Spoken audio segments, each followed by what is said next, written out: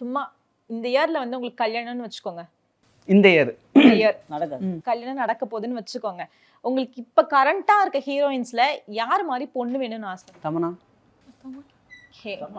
வேதிகா. ஆ. எனக்கு வேதிகா ரொம்ப ரொம்ப பிடிக்கும் அப்பத்துல இருந்து.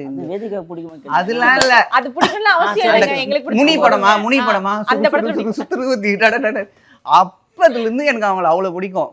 இப்ப கரண்ட் டேஸா வந்து தமனானா எனக்கு அவ்வளவு பிடிக்குது. நான் டிவி போட்டு தமனா பாட்டு ஒரு 30 வாட்டி சும்மாவே பார்ப்பேன்.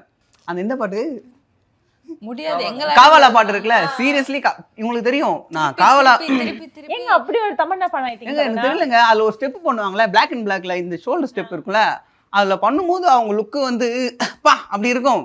நான் அதை பார்த்துட்டே இருப்பேன்.